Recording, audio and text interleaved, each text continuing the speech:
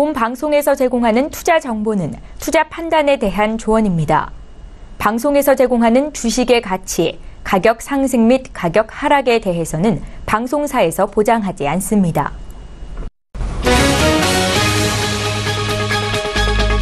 헤드라인 뉴스입니다. 간밤 뉴욕 증시에서 주요 지수는 미국의 세제 개편안 단행이 지연될 수 있다는 우려로 하락했습니다. 뉴욕 증권거래소에서 다우존스 지수는 전장보다 0.43% 하락한 23,461.94의 거래를 마쳤고 S&P 500 지수는 0.38% 내린 2,584.62에 기술주 중심의 나스닥 지수는 0.58% 낮은 6,750.05의 장을 마감했습니다. 지난 4일로 끝난 주간의 미국 실업보험 청구자 수는 전주 대비 증가한 모습을 보였습니다. 미 노동부는 지난주 실업보험 청구자 수가 10,000명 증가한 23만 9천 명을 기록했다고 발표했습니다. 월스트리트저널 조사치는 23만 명이었습니다. 국제유가는 산유국들의 감산 기대감에 상승했습니다. 뉴욕 상업거래소에서 12월 인도분 서부 텍사스산 원유 WTI는 전날보다 배럴당 0.6% 상승한 $57 17센트에 거래를 마쳤습니다. 이달 말 석유 수출국 기구의 회동에서 산유국들의 감산 합의가 연장될 수 있다는 전망이 나오면서 가격 상승 요인으로 작용했습니다. 유럽 주요국 증시가 주요 기업들의 실적 부진 여파로 일제히 내렸습니다. 영국 런던 증시의 FTSE 100 지수는 전일 종가보다 0.61% 내렸고 독일 프랑크푸르트 증시의 닥스 30 지수는 1.49% 하락했습니다. 프랑스 파리 증시의 가크 40 지수 역시 0.61% 후퇴했습니다.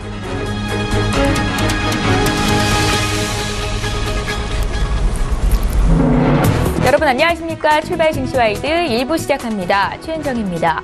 사상 최고치 행진을 이어가던 미국 뉴욕 증시 3대 지수가 간밤 일제히 약세로 거래를 마쳤습니다. 세제 개편안에 대한 단행이 지연될 수 있다는 우려감이 있었고 또 기술주가 약세를 보이면서 지수 하락을 이끌었는데요. 다우존스 지수는 0.43% 조정이 나왔습니다.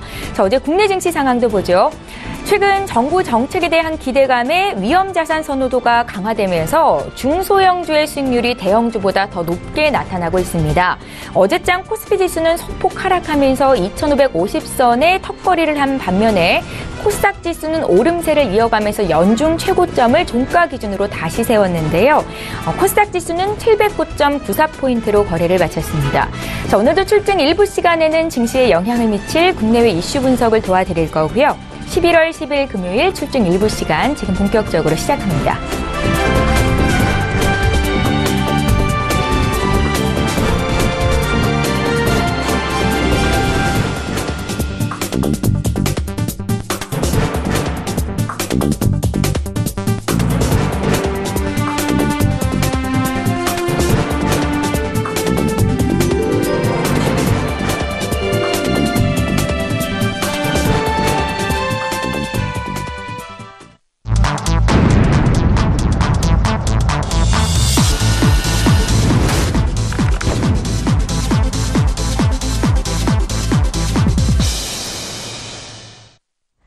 시장의 중심이 되는 이슈 분석 도와드리고 있습니다. 글로벌 시시각각 오늘은 신한금융투자의 곽상준 부지점장 연결해서 자세히 듣겠습니다. 안녕하세요. 네, 안녕하십니까. 곽상준입니다. 예, 첫 번째 이슈부터 좀 보겠습니다. 국제 외교의 슈퍼 위크라는 이번 주 아마 그중에서도 하이라이트는 단연 미중 정상회담이었지 않나라는 생각이 듭니다. 트럼프와 시진핑과의 만남, 주목할 만한 성과가 있었는지 어제 치러진 미중 정상회담 어떻게 보셨습니까? 네, 역시 예상했던 범위 내에서 이루어졌고요. 이제 트럼프의 전략은 제가 보기엔 과연 어디까지 갈 것이냐인데 한 1년 반 정도 수준이 지나면 거의 다 그 바닥이 드러날 것이다 이런 예상을 해보게 됩니다. 무슨 말이냐면 부동산 거래를 아주 잘했죠. 벼랑 끝 전술을 잘 발휘를 해서 이렇게 하자 아니면 그래 그럼 거래 안 할게. all or nothing이에요. 그런 식의 그 벼랑 끝 전술을 많이 썼는데 국제 외교에서도 좀 그런 흐름들을 가지고 있습니다. 그러니까 하나의 어떤 거리를 잡아서 그것을 집중적으로 공략을 해가지고 자신들이 원하는 것을 얻어내려고 하죠. 그런데 이게 세계 정치와 어떤 경제의 서로 간의 교환 과정들이 단순히 그렇게 물건 하나 나누는 과정과 비슷할 것이냐라는데 저는 의문을 좀 가지고 있습니다. 일단 먼저 북한은 일종의 지렛대입니다. 북한은 미국의 소위 그 방송 표현으로 적절하지 않습니다만 말발을 강화시켜줄 하나의 지렛대로 역할을 한 것이다 이렇게 볼 수 있죠. 중국에서 얻어낼 게 훨씬 더 많죠. 미국은 사실은 북한은 그렇게 중요한 존재가 아닙니다. 그런데도 자꾸 이렇게 하는 이유는 뭘까요? 네, 뭔가 다른 곳에서 얻어낼 게 이 지렛대를 통해서 많기 때문에 그렇다고 볼 수 있죠. 사실 뭐 이런 좀 다른 측면으로 한번 보죠. 중국이 뭐 북한을 압박하고 비핵화를 하게 하라 할 때 중국 그거 하겠습니까? 안 합니다. 미국 모를까요? 압니다. 그럼에도 불구하고 니네 왜 그거 할 수 있는데 안 해라고 압박하면서 중국으로 더 많은 것들을 얻어내고 싶은 것이죠. 사실 중국도 중국 입장에서는 같은 공산주의와 사회주의 계열의 그리고 또 혈맹 관계인 중국의 입장에서는 북한이 하는 지금의 행동에 대해서 일부 이해가 될 가능성도 상당히 높아요. 한국 입장에서는 좀 다르게 생각할 수 있겠고, 지금 뭐 중국 일부에서는 다른 얘기가 나오겠습니다만, 시진핑이 처음에 초기에 이제 집권을 하고 나서 북한에 가서 연설했던 내용들을 보면, 우리가 생각하는 것처럼 북한과 중국이 단순한 거래 관계? 그거 아니라는 거 알 수 있습니다. 소위 말하는 정말 동맹, 혈맹 뭐 이런 것들이 느껴지는 그런 연설을 했었거든요. 근데 그리고 또 하나 이번에 시진핑이 얘기했던 특색 사회주의 이런 것들도 다 그 맥락 가운데 있다라고 볼 수 있습니다. 그러니까 중국 입장에서 보면 뭐냐면 북한은 일종의 자위권을 발동을 한 것이고 이 문제를 해결하기 위해서는 미국과 북한 간의 평화 조약, 즉 정전 협정이 온전히 이루어지는 것이 한반도 문제의 온전한 회복, 해결 이렇게 생각을 하고 있을 겁니다. 왜냐하면 중국 입장에서 봤을 때 북한이 저러는 것, 주장하는 바가 중국한테는 먹히기 때문이죠. 북한이 주장하는 건 뭡니까? 미국과 자기 나라는 북한은 아직도 전쟁 중인 것이고 잠시 휴전했을 뿐이다라는 것이죠. 오죽했으면 중국 사람들이 53년도 정전 이후, 그러니까 휴전 이후 한 번도 전쟁을 쉬어보지 못했다라는 표현을 할 정도 로 그렇게 북한 사람들 중에 일부는 말을 한다는데요. 그러니까 그런 것들을 중국 입장에서는 받아들일 수 있죠. 그러니까 중국 입장에서는 협상을 하려면 양쪽에 다 포기해라라는 거죠. 근데 사실 그런 얘기를 안 했나요? 미국에게 했죠. 뭐라 그랬나요? 미국의 유엔 대사는 모욕적이라고 얘기했습니다. 되게 웃기는 얘기인데요. 일종의 미국의 뭐라 그럴까요? 국제 사회에서 가지고 있는 지위. 어떻게 보면 깡패 같은 지위죠. 우리 마음대로 해야 돼라는 겁니다. 논리는. 너희는 까라면 까 이거죠. 그러니까 우리가 너희들하고 협상할 이유가 뭐가 있어? 라는 겁니다. 사실은 근데 국제 평화를 지향을 한다면 한반도 안정을 원한다면 정전협정, 평화협정 하면 되죠. 그러면서 서로 비핵화하고 공격 안 하고 그렇게 해가지고 그냥 다시 뭐 수교하고 이렇게 가자라고 할 수 있을 것 같습니다. 근데 왜 안 할까요? 얻을 게 많기 때문입니다. 한국의 1년 예산이 얼마인가요? 400조고요. 국방 예산이 얼마죠? 약 10%에 한 40조 정도가 됩니다. 그중에 얼마를 갖고 갈 수 있잖아요. 미국이 이번 건을 통해서. 이번에도 무기를 많이 사줄 거야 라고 트윗 날렸죠? 아주 그냥 그 트윗을 통해서 트럼프의 속내가 쏙쏙들이 다 드러나고 있는 겁니다. 그러니까 미국 입장에서는 한반도의 평화 결코 원치 않죠. 무기를 많이 팔아먹으면 좋죠. 아시다시피 미국은 군산 복합체 수준의 그런 산업 구조를 상당 부분 오랫동안 가지고 있었던 나라입니다. 최근에 IT가 많이 올라와서 좀 달라지는 모습 보여주고는 있습니다만 여전히 한 축은 군산 복합체의 나라와 경제 산업 구조를 가지고 있는 게 미국이기 때문에 무기 팔아먹으면 참 좋죠.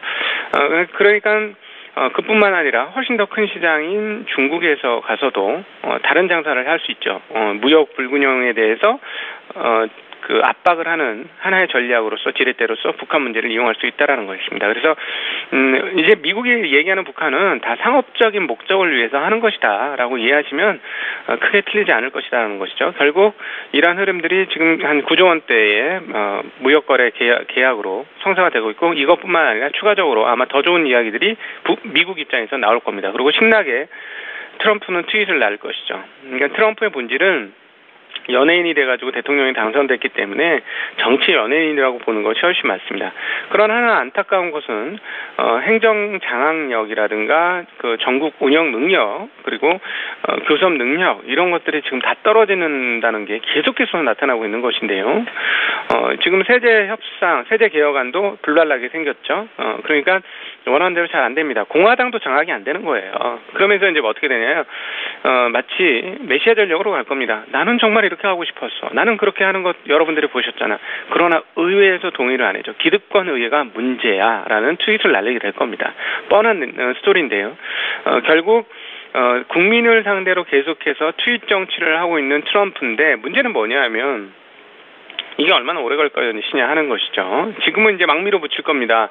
탄핵의 문제도 있고 이렇기 때문에 계속 밀어붙일 것인데 문제는 뭐냐면 사람이라는 것이 처음에는 감정적으로 받아들입니다. 어떤 이슈나 사건들에 대해서. 그러니까 지금 트윗을 날리는 것에 열광하고 있는 미국 사람들이 꽤 많을 거고요. 백인 추종자들에게는 아마 팬덤 현상도 많이 나타났을 거예요. 그러니까 트럼프 최고라는 그런 흐름들이 상당히 나타날 것입니다. 그러나 시간이 지나면 사람은 감정적으로만 생각하는 게 아니고 이성이 돌아가는 존재죠. 계속 이렇게 하다 보면 이성적으로 판단하는 사람들이 이건 아니잖아 라는 생각을 점점 많이 할 겁니다. 그러니까 고정된 열광된 팬덤들은 없어지지 않고 유지가 되겠으나 점차 그 비율은 줄어들 것이다. 즉 트럼프의 지지율은 시간이 갈수록 올라가기보다는 시간이 갈수록 떨어지는 양상을 보여줄 것이다라는 것이죠. 한국에서도 연예인 정치인이 어떤 결말을 가져오는지는 우린 최근에 비근한 예를 많이 봤습니다. 그렇기 때문에 트럼프는 앞으로 시간이 갈수록 장악력이 떨어질 가능성이 상당히 높을 것이다 이렇게 예상해 볼 수 있겠고요. 그러면 지금은 계속 이런 식의 정치를 하지만 향후에는 문제가 생길 것이다. 미국 내부적으로 그런 것도 상상해 볼 수 있는데 그럼 경제적으로 어떻게 되느냐? 경제적으로는 완전히 완화 기조입니다. 이번에 제일 중요한 게 제롬 파월 연준 이사가 연준 의장으로 내년 2월 달부터 일을 시작하게 되죠. 이 사람은 칼라일 그룹의 파트너였어요. 사모펀드의 파트너. 사모펀드는 돈만 벌면 되는 조직이에요. 그런 조직의 파트너로서 돈을 많이 벌었던 일종의 백만장자 연준 의장이 되게 됐는데 그럼 어떻게 될까요? 규제가 빡빡 이루어지고 금리 인상이 매파적으로 막 이루어지고 이럴까요? 아니라는 것이죠. 그래서 최근에 미국 금리가 떨어지는 것이고 미국 주식시장이 좋았던 흐름을 계속해서 보여주는 것입니다. 연속적인 하락이 별로 없어요. 오늘 하락을 했지만 세제 개혁안의 희망안이 추가적으로 나올 수 있을지 모르겠지만 연속 하락으로 이어질 가능성이 그렇게 많지 않아 보이는 상황인 것이죠. 그래서 이 흐름들을 아시고 그리고 개념 정리를 하시고 투자를 하신다면 투자에 도움이 되시지 않을까 이렇게 판단을 하고 있습니다. 예, 강대 강이죠. 트럼프와 시진핑의 미중 정상회담 주목할 만한 성과가 있었는지 의견 들어봤고요. 투자 방향까지 짚어봤습니다. 자, 이번에는 시선을 좀 돌려서 천정부지로 치솟고 있는 가상화폐 비트코인에 대한 의견을 좀 여쭤보겠습니다. 비트코인을 향한 투자 열기가 무섭게 달아오르고 있고요. 제 주변에도 이 비트코인을 가지고 수익을 봤다라고 말씀하신 분들이 있습니다. 연초에 $1,000 초반에 거래됐던 비트코인이 현재는 $8,000까지 근접한 상황인데요. 여전히 거품 논란은 있는데 부지점장님의 의견은 어떠십니까? 우리가 이제 그 비트코인에 대해서 생각을 많이 해봐야 됩니다. 이게 시사하는 바가 상당히 크거든요. 이것이 저는 이렇게 생각을 합니다. 간단하게 저는 먼저 얘기를 해보면 비트코인이 계속 올라가는데 깨질 수 없느냐라는 건데 만약에 비트코인이 상업거래의 장으로 나오게 된다면, 그러니까 화폐 시장에만 있잖아요. 지금 일종의 화폐죠. 일종의 화폐라고 표현할 수 있는데 화폐 시장에만 있는 게 아니고 이걸 가지고 물건을 일반적인 통화처럼 일반 통화의 거래 기능이 장착이 되어서 막 거래가 된다면 어떻게 될까요? 그땐 난리가 날 겁니다. 폭락이 될 거예요. 제 판단은 그렇습니다.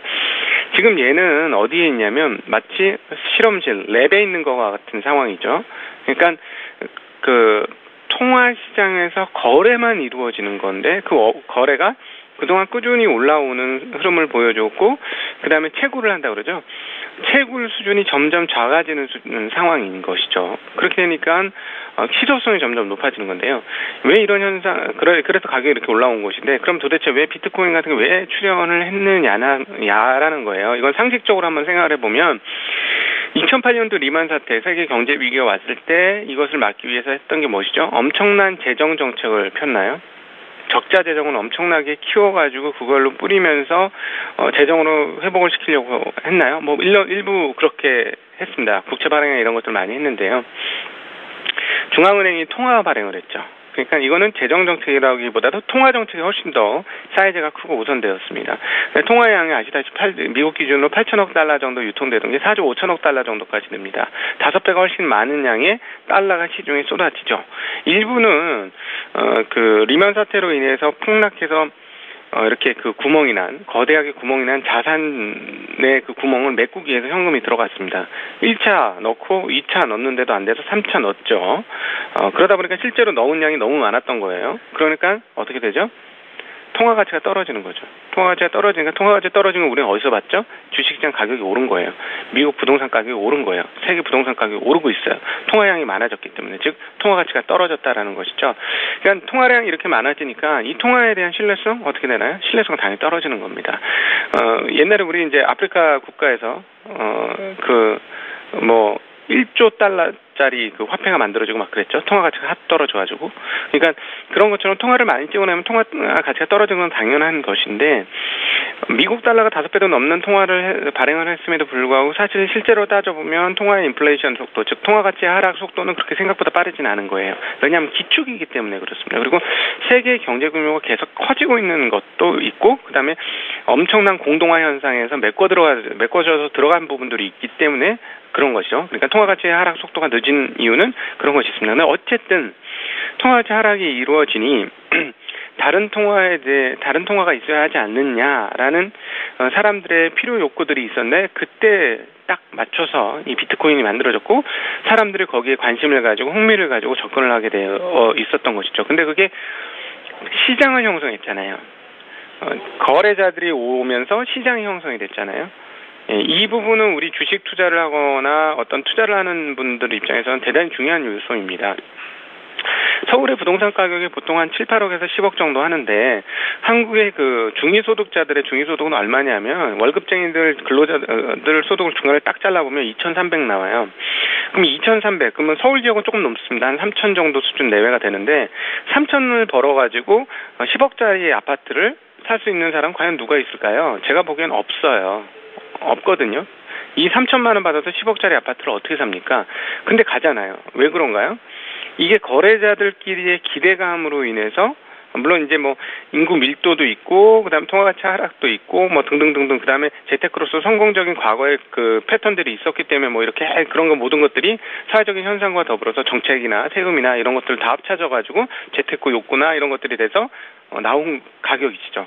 그러니까 뭐냐면 사람들끼리 모여서 거래를 이루면 그 거래가 형성됨에 따라서 기대감도 형성이 되고 그러면서 거기에 대해서 사람들이 어떤 그 거래에 대한 확신을 가지면 더 많은 사람들이 참여하게 됩니다. 여기에서 또 하나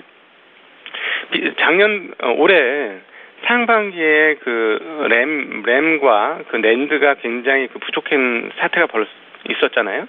그게 우리가 이제 아이폰에서 증량, 메모리의 증량, 그리고 그에 따라서 각종 디지털 디바이스의 증량, 메모리 증량, 그리고 새로운 디지털 디바이스의 등장. 그러니까 AI라든가 그다음에 자율주행차, 그리고 준자율주행하는 자동차 이런 데서 소요되는 반도체가 많기 때문에 그런 것이다라고 생각을 할 수 있는데 또 한 부분이 뭐냐면 이 비트코인과 관련돼 있어요. 뭐냐면 비트코인을 채굴하기 위해서 어마어마한 PC가 팔리게 됩니다. 그리고 어마어마한 메모리가 그에 따라서 수요가 되고요. 실제로 어떤 일이 벌어지고 있냐면 비트코인 알고리즘을 짜가지고 돌려가지고 비트코인을 채굴하기 위해서 아예 그냥 창고를 만들어서 그러니까 사무실 같은 창고를 만들어갖고 수많은 컴퓨터를 설치해서 그걸 돌리는 거죠.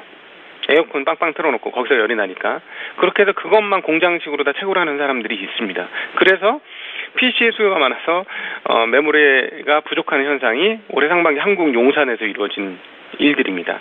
그런 일도 있어요. 그러니까 그런 일들이 막 이러면서 채굴의 양이 점차 드니까 희소성까지 가미가 되면서 비트코인의 가격이 이렇게 많이 오른 겁니다. 그런데 앞서 잠깐 말씀을 드렸습니다만 이게 그 거래 시장에만 있기 때문에, 통화 거래 시장에만 있기 때문에 가격이 계속 올라가는 것이죠.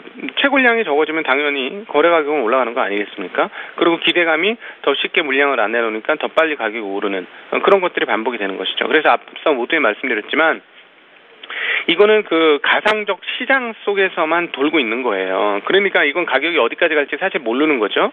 근데 아까 말씀드렸지만 이게 거래 기능을 갖게 된다, 교환의 기능을 가지게 된다면 전혀 상황은 달라지는 거죠. 왜냐하면 그때는 어떻게 되죠? 정부가 개입해요. 왜냐하면 세금 문제가 더 걸려 있잖아요. 그리고 이거는 통화 기축을 흔들거나 통화의 가치를 흔드는 아주 중앙은행 입장에서는 견딜 수 없는 일이에요. 견딜 수 없는 일이니까 이게 거래가 시작이 된다면 강제력이 동원되게 되겠죠. 그렇게 되면 이 가격을 유지할 수 없다라는 겁니다. 중국에서는 뭐 이걸 거래를 금지를 했습니다만 그게 시장에 안 나오니까 문제가 안 되는 거예요. 그러니까 시장에 안 나오니까 문제가 안 돼서 지금 가격이 저렇게 올라갈 수 있는 것이지, 시장이라는 건 일반적인 물건과 재화가 유통되는 그 시장으로 나오게 되면 상황은 전혀 달라질 것이다 라고 볼 수가 있죠. 그러나 아직까지는 그런 게 아닙니다. 그러니까 왜냐하면 이 시장이 점차 커지고는 있지만 정말로 큰 시장이 아니기 때문에 각국 정부들이 본격적인 개입을 안 하고 있는 거예요. 그래서 가격이 이렇게 형성이 되는 거라서 이 부분은 어디까지 갈지는 정확하게 예측하기는 어렵습니다만 어찌되었거나 일종의 그 안에서의 고개가 이루어지고 있어서 어느 순간에 고점을 잡는 사람들은 가장 우려스러운 상황을 봉착하게 될 것이다, 맞이하게 될 것이다라고 볼 수 있고, 그럼 언제 일반인들이 모두 와 뭐 이런 게 다 있어 하고 미친 듯이 달려들면 그때가 고점일 겁니다. 이건 사람 심리에 의해서 좌우될 것이기 때문에 그렇게 판단하시면 뭐 크게 틀리지 않을 것이다. 그러니까 나도 관심을 갖는 상황이면 만만치 않은 어려운 국면으로 진입을 하고 있는 것이다라고 생각하시면 크게 문제가 없을 것 같습니다. 먼저 얼리 어댑터들은 돈을 많이 벌었겠죠. 그러나 이게 일반인 대중에게 열광이 되는 순간에는 굉장히 위험한 시한폭탄이 될 수 있다는 걸 꼭 기억하시면 좋을 것 같습니다. 예, 잘 알겠습니다. 오늘 글로벌 시시각각은 신한금융투자의 곽상준 부지점장께 의견 들어봤습니다. 고맙습니다. 네, 감사합니다.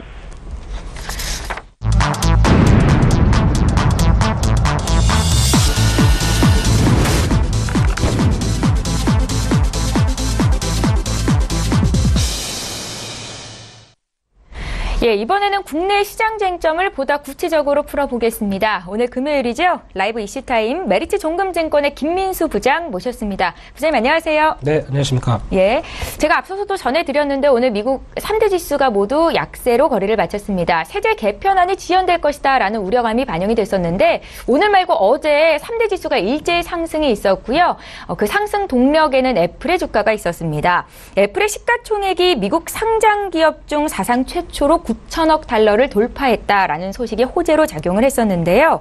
반면 올해 국내 증시를 좀 보면 최근 들어서 IT주가 좀 주춤한 모습을 보이고 있거든요. 애플은 이렇게 많이 올라가는데 왜 우리 삼성전자, SK 하이닉스는 못 가나라는 생각이 들기도 합니다. 부장님 어떠신가요?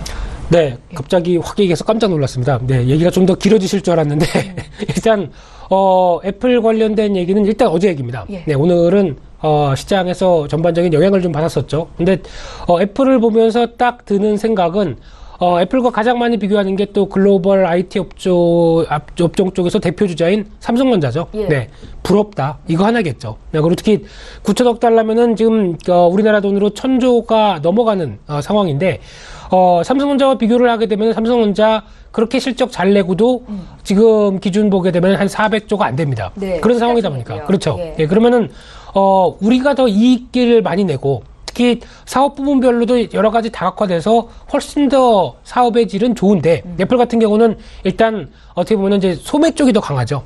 즉 어떤 그 아이폰이라든가 아이패드 그리고 관련돼서 나올 수 있는 맥북 이런 쪽에 대한 흐름들 쪽으로만 한정돼 있는데 오히려 사업 다각화 측면에서는 삼성전자가 억울할 것 같습니다. 오히려 삼성전자가 미국 시장에 상장돼 있다. 그러면은 제가 보기엔 애플을 넘어갔을 것 같습니다. 네. 예, 근데 이런 관점이다 보니까 단기적으로 이 IT 업종 쪽에서 봤었을 때 애플이 잘 나가는 부분들은 일단 삼성전자 쪽에서 봤을 때는 배 아픈 거죠. 그렇기 때문에 약간 경쟁 관계에 있는 흐름들이라고 봤었을 때는 그렇게 썩 좋지는 않다라는 쪽으로 부정적인 관점 쪽으로는 접근을 하고 있는데, 근데 이제 반대로 보게 되면은 이제 좀 더 길게 봤었을 때 애플이 끌고 가서 IT 업황에 대해서 전반적으로 나쁘지 않다, 업황 괜찮다라는 쪽으로 끌고 가게 되면 삼성전자 같은 경우도, 삼성전자를 비롯한 나머지 IT 업체들 같은 경우도 거기에 동참을 할 수밖에 없겠죠. 특히 IT 업종의 가장 큰 배경은 이 4차 산업혁명이라고 하는, 즉 기술과 나머지 산업 간의 연계 쪽에서 나올 수 있는 가장 바탕이 되는 쪽이 이 IT 기술이다 보니까, 그에 따른 변화로 생각하게 되면은 큰 범위 쪽에서는 같은 동반자적인 수혜다라는 쪽은 볼 수 있는데, 네. 지금 당장의 애플과의 관계만 보게 되면 삼성전자한테는 어떻게 보면 좀 쫄리는 그런 상황이 아닐까 생각되고 있는데, 그런 점에서 여전히 삼성전자와 SK하이닉스를 비롯한 이 관련된 쪽의 큰 카테고리 안쪽에서는 계속 확장세가 이어지고 있고 업황 나쁘지 않다라는 쪽으로 염두하시면서 접근하는 게 가장 좋겠다라고 말씀드리고 싶은데, 네. 또 하나 얘기를 달리해서 아이폰 10이죠. 이 아이폰 10이 잘 나가서 애플이 실적이 또 앞으로 좋아질 것이다 라고 하게 되면 당연히 아이폰 10 수혜주 관심 있게 봐야 될 걸로 보여지고 있는데, 지금 보게 되면은 국내에서도 수혜주가 꽤 있습니다. 특히 대표적으로 인터플렉스라고 봐야 될 것 같은데요.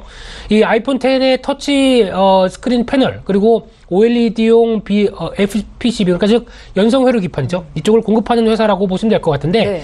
특히 아이폰 10 같은 경우는 초기에는 공급이, 그러니까 즉 새로운 기술을 많이 이것저것 쓰다 보니까 부품사에서 공급이 원활하지 않을 것이다라는 관점 쪽에서 아무리 수요가 는다고 하더라도 공급이 제대로 못 따라오는데 잘 안 팔릴 게 아니냐, 이런 관점들이 높았었는데, 네. 지금 애플 측에서는 한 3분기에서 거의 이제 이런 얘기가 끝났고 한 12월 달이면은 공급 원활할 것이다. 그래서 내년 가게 되면은 누적으로 아이폰 10이 8천만 대까지도 얘기를 하고 있습니다. 그러면은 상당히 지금 이제 글로벌 흐름으로 봤을 때는 우리나라에서는 아직까지는 삼성전자의 갤럭시가 꽉 잡고 있다고 하더라도, 예. 글로벌 각국의 흐름을 보게 되면 상당히 잘 팔리는구나, 이에 대한 인기는 확인이 된다고 봐야 될 것 같고요. 그래서 앞으로의 흐름들을 보시면서 이 관련주 흐름들을 접근하시는데, 앞서 말씀드렸듯이 인터플렉스 같은 경우도 3분기 사상 최대 실적을 냈고요. 또 이제 유상증자를 통해서 공장 증설을 합니다. 근데 이런 뉴스들, 특히 앞으로 장사가 잘 될 걸 아니까, 네. 지금 당연히 공장을 더 늘린다라는 분위기는 실적을 앞으로 좋아질 것이다라는 바탕을 깔고 있습니다. 그렇기 때문에 물론 이제 그에 따라서 아이폰의 흐름, 판매 흐름에 따라서 오히려 공장 증설이 독이 되느냐, 이럴 수도 있겠지만은 지금 계산상으로는 지금 받고 있는 수주만 충분히 해도 지금 라인 가지고 모자란다는 계산이 깔려 있겠죠. 그렇기 때문에 이 뉴스는 긍정적이다라고 봐야 될 것 같고요. 예. 그 밖에 이제 BH 코리아 서킷 모두 다 회로 기판을 공급하는 회사고, 특히 LG노텍을 빼놓을 수가 없겠죠. LG노텍 같은 경우 지금 이번에 페이스 아이디 쪽으로, 그러니까 즉 페이스 X라고 그러죠. 그래서 이걸로 안면 인식 프로그램을 가동을 하면서 이제 트루뎁스 카메라를 적용을 했습니다. 이쪽에 한 70% 이상을 LG노텍이 공급하고 있고, 그 전부터 듀얼 카메라는 공급하다 보니까 당연히 실적이 좋아지는데, 이와 관련돼서 내년도 신모델 대부분을 장착할 것이다, 이런 관점들이 높고요. 거기다가 또 연장해서 보게 되면 LG노텍 때문에 또 실적이 좋아지는 더구전자라든가, 거기다가 하이비전 시스템, 이런 종목들도 같이 수혜를 볼 수 있다라는 관점에서 봤을 때, 이 관련된 종목들은 만약에 아이폰에 대한 어떤 그 판매 대수가 계속 경신을 하고 인기가 좋다라고 하게 되면 이런 종목들도 계속 시장에서 부각을 받을 수밖에 없다, 이런 쪽으로 정리해서 말씀드리겠습니다. 예, 아이폰 10 관련주로 여러 종목을 언급을 하셨는데, 제가 뭐 인터플렉스 차트를 잠깐 열어봤더니 최근에 주가가 계속해서 올라왔던데요. 네, 그렇죠. 지금 가격대도 매수가 괜찮은 거예요? 지금 일단 고점 경신하고 지금 약간 횡보가 좀 조정권의 흐름들을 보여주고 있죠. 예. 그래서 이런 흐름들이라고 한다면 일단 과열을 약간 시키는 국면 쪽 정도로만 볼 수 있을 것 같은데, 재차 정고점을 한 번 더 돌파할 가능성은 높다고 생각됩니다. 예, 잘 알겠습니다. 하나만 더 여쭤볼게요. 앞서서 애플에 비해서 삼성전자가 좀 저평가 받는 것 같다, 저평가를 받는 것 같다는 말씀을 하신 것 같은데, 네. 지금 시점 삼성전자는 매수가 가능한 겁니까?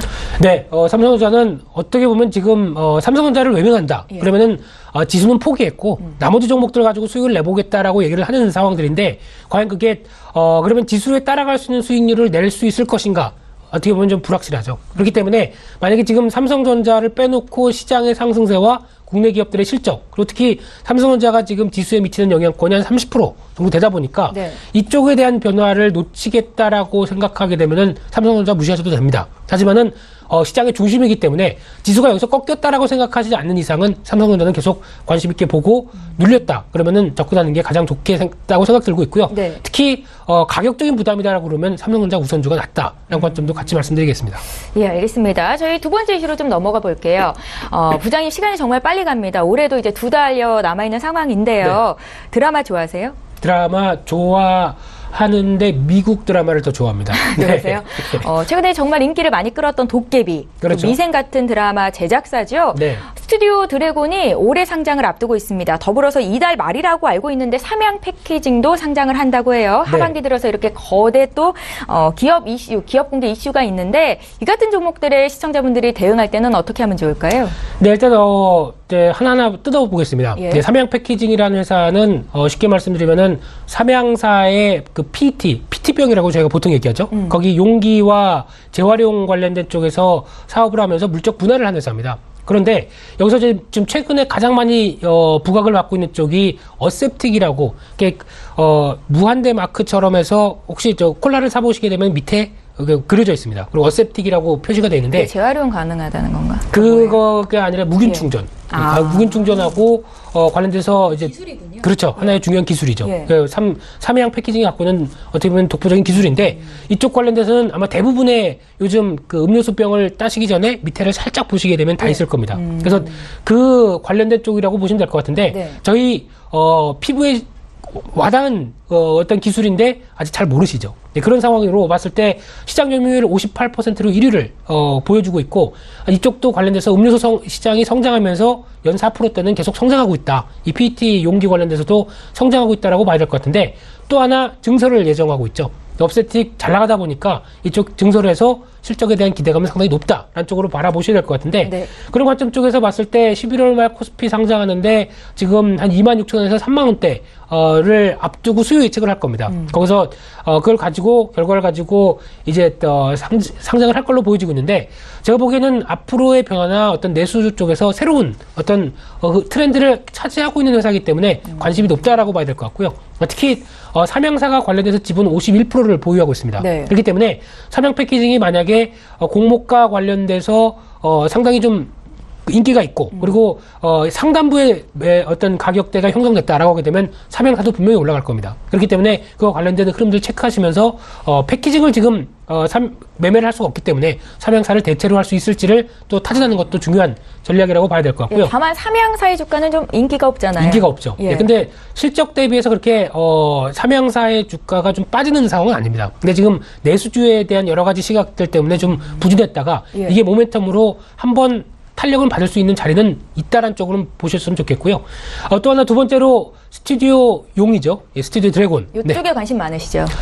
관심을 안 가질래 안 가질 수가 없죠. 예. 또 핫한 쪽이다 보니까. 네. 그리고 특히 도깨비 좋아하시고 항상 스마트폰에 컬 여기 꽂아놓은 거 이런 거 올려놓으신 분들. 거기다가 네. 또 지금 보면은 시그널 또 지금 미생 이런 쪽으로 좋아하게 되면은 당연히 드라마 참 잘 만드는구나 이런 쪽에 대한 무게가 실릴 수밖에 없고요. 네.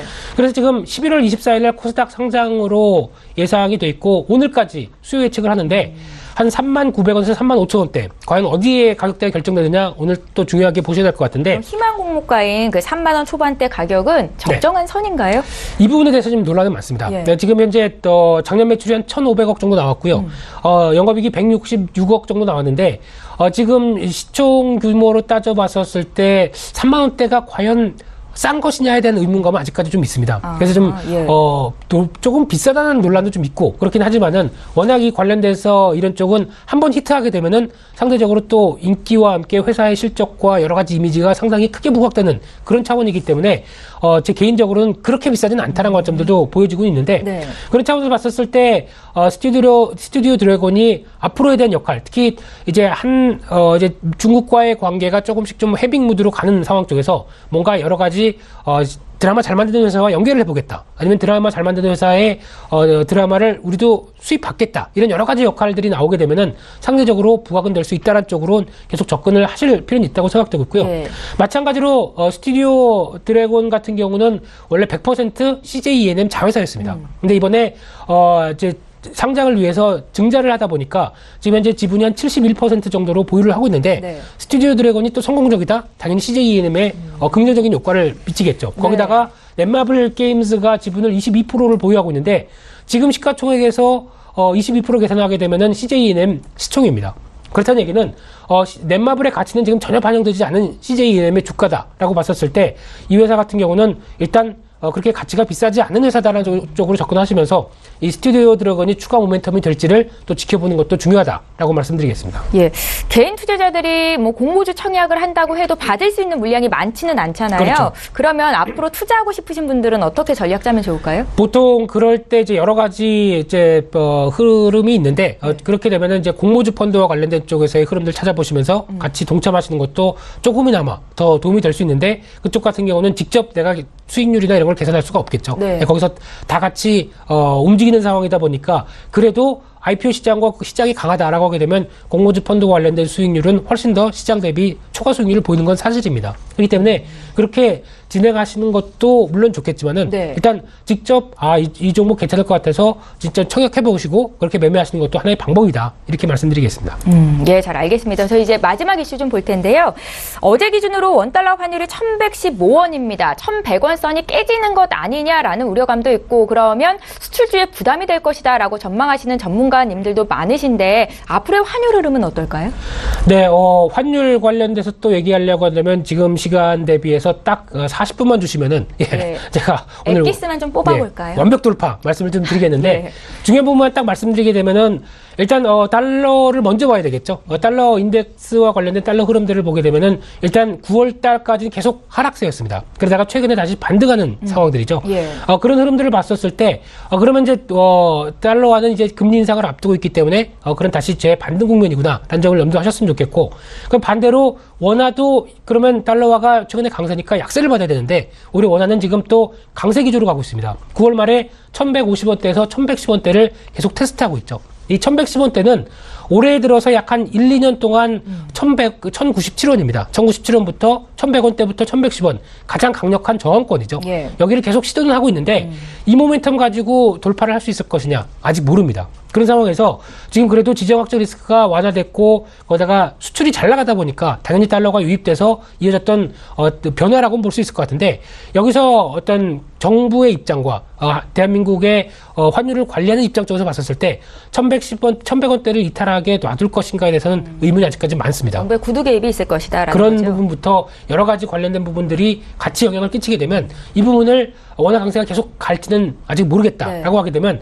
너무 수출주에 대해서 걱정할 필요는 없다고 생각 들고 있고요. 그렇다고 해서 반대로 보게 되면 원화 강세로 수혜를 받는 내수주에 대한 흐름들도 여기서 정체할 가능성이 있지 바로 또 1100원대를 하향 이탈 그러니까 돌파하는 그런 모습들은 나오지 않을 것이다라고 보게 되면은 일단 온기는 퍼지되 내수주에 대한 시각들이 그렇게 강하게 움직이지는 않을 것이다라는 쪽의 제한적인 입장 쪽으로만 보셨으면 좋겠습니다. 예, 잘 알겠습니다. 자, 오늘 라이브 이슈 타임은 메리츠 종금증권의 김민수 부장과 함께했습니다. 말씀 잘 들었습니다. 감사합니다.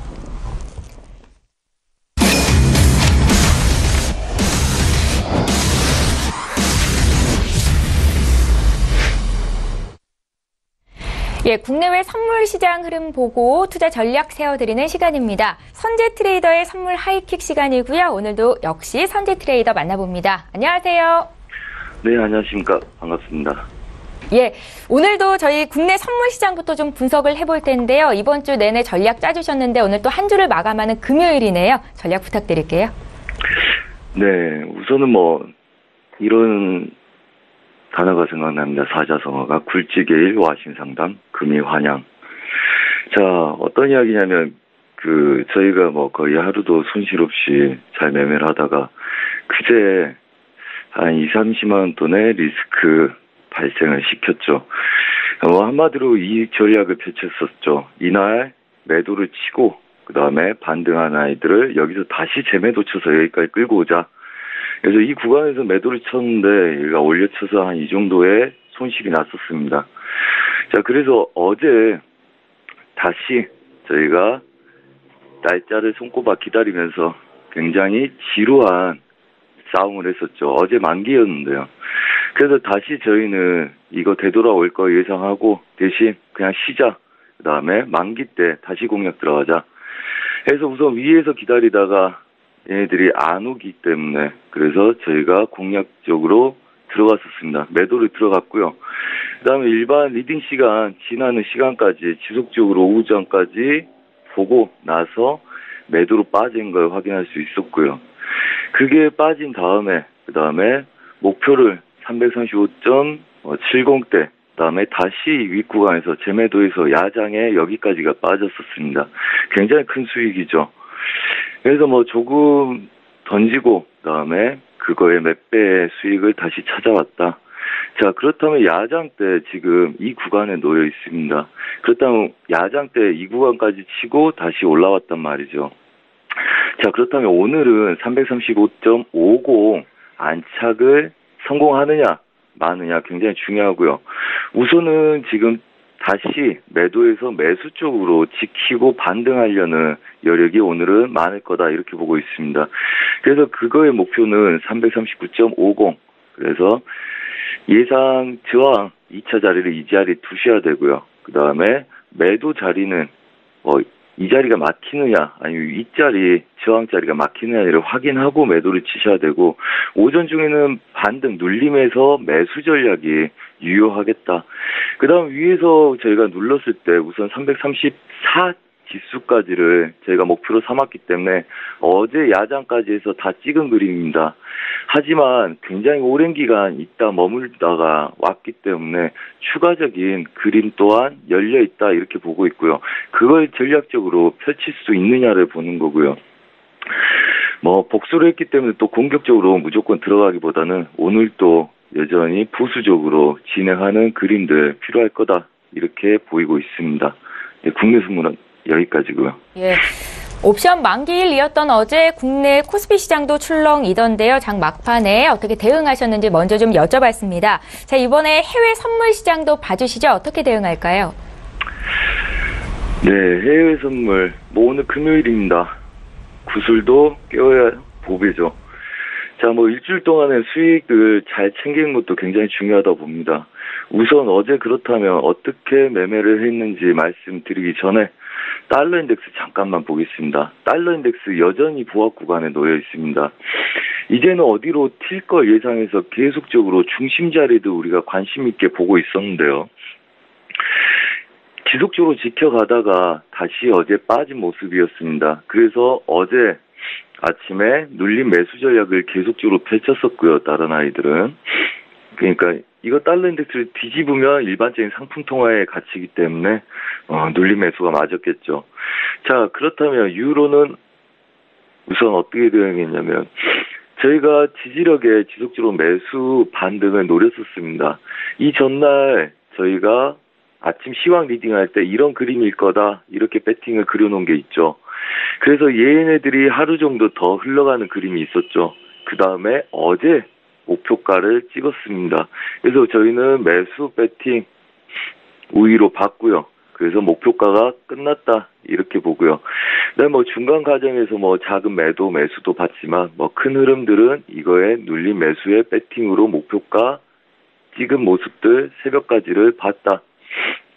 그러면 지금부터는 예상 저항, 이 상단부 저항, 그 다음에 하단부 지지력, 지수로 말씀드리자면 1.16, 510, 그 다음에 저항은 1.16, 880. 그래서 지금 자리 중심에 두고 위아래 보합 구간 뛸 거다 이렇게 예상을 하겠고요. 우선은 반등 시에 눌림을 보는 게 좀 더 유리하겠다. 하지만 다 그림이 끝난 상태이기 때문에 저항, 지지를 확인하고 매매하는 게 좋겠다 이렇게 말씀을 드리겠습니다.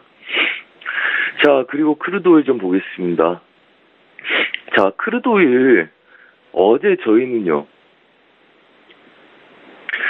우선은 최고가에서 제가 서울경제 생방송도 나와서 말씀드렸지만 최저가까지 한번 크게 먹었었고요. 그 다음에 어제 반등 구간에서 다시 저희가 이 자리를 맞고 57불을 맞고 지속적으로 매도를 쳤었습니다. 그리고 미장 때 추가적으로 얘를 빠지는 걸 보려고 저희가 배팅이 들어갔는데 여의치 않아서 약수익 하실 분들 하시고 그 다음에 좀 반등을 57.40대까지 할 것 같다. 이거 롱포로 참으실 분들은 참고 다음 주까지 오버해서 보자 이렇게 전략을 세워드렸습니다. 그래서 우선은 그 구간 40대까지 온 다음에 다시 눌려서 지지력을 아직 형성하고 있는 그림이고요. 지속적으로 저는 이게 빠지는 걸 추가적으로 보고 싶습니다. 그리고 그걸 볼 생각이고요. 아직 지지가 되고 있기 때문에 아시아 시장은 지지가 되고 보합을 될 가능성이 높고요. 그렇다면 오늘 작은 그림은 57.20 저항에 56.80대 다시 한번 확인하러 가는 걸 봐야 되겠죠. 반등 시 매도 전략 57.20 매도 전략을 펼치는 게 좋겠다 이렇게 말씀을 드리겠습니다. 자, 그리고 골드 좀 보겠습니다.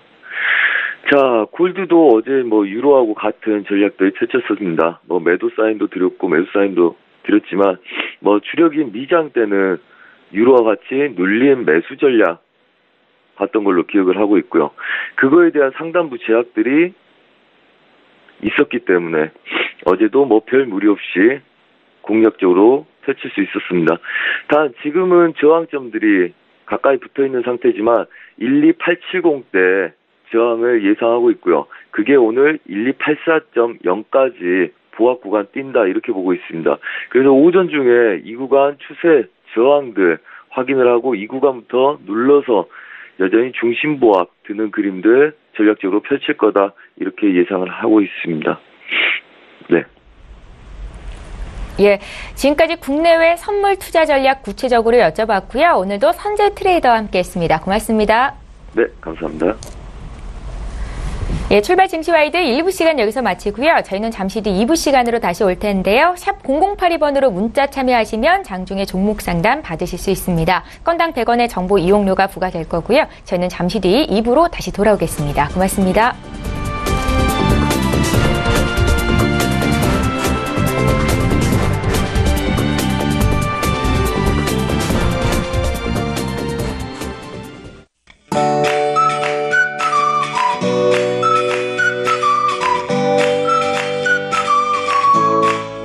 안녕하세요. K웨더 라이프스타일 예보 박유라입니다.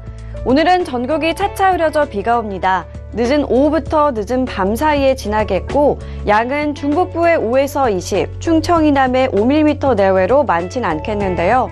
단 곳에 따라 돌풍과 벼락이 치는 곳이 있어 시설물 관리에 유의하셔야겠습니다. 한편 비가 그친 뒤에는 찬바람이 불며 추워집니다. 오늘 아침과 낮에는 예년 기온을 웃돌며 크게 춥지 않지만 밤부터는 찬 공기가 밀려오면서 기온이 뚝 떨어지겠는데요. 토요일에는 아침 기온이 2도, 일요일에는 1도까지 내려가는 등 올가을 들어 가장 춥겠습니다. 여기에 황사까지 날아듭니다. 어제 중국 북부와 고비 사막에서 발현한 황사가 비구름 뒤로 유입되면서 오늘 밤부터 내일 사이 황사가 나타나겠는데요. 따라서 오전까지는 먼지 농도가 보통 단계를 보이겠지만 오후에는 서울, 경기, 강원, 영서 나쁨, 그 밖의 지역 한때 나쁨 단계까지 오르겠습니다. 건강관리에 유의하셔야겠습니다. 오늘은 동해상에 위치한 고기압의 가장자리에 들다가 북서쪽에서 다가오는 기압골의 영향을 받겠습니다. 다음은 자세한 지역별 날씨입니다. 중부지방 늦은 오후부터 밤사이 비가 오겠습니다. 기온은 춘천 0도에서 13도, 대전 4도에서 18도의 분포로 일교차가 크겠습니다. 동해안 곳곳으로 대기가 건조하겠고 늦은 오후부터 비가 오겠습니다. 한낮에 속초 18도, 강릉 19도 예상됩니다. 남부지방 점차 흐려져 저녁부터 비가 오겠습니다. 낮 최고기온 광주 20도, 부산 21도까지 올라 온화하겠습니다.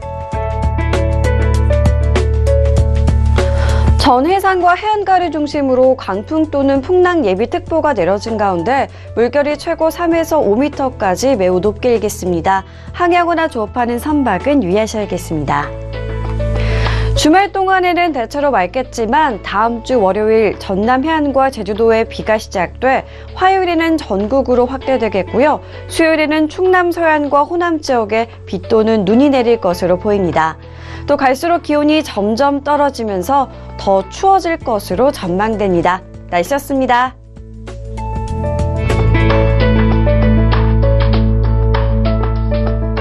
본 방송에서 제공하는 투자 정보는 투자 판단에 대한 조언입니다. 방송에서 제공하는 주식의 가치, 가격 상승 및 가격 하락에 대해서는 방송사에서 보장하지 않습니다.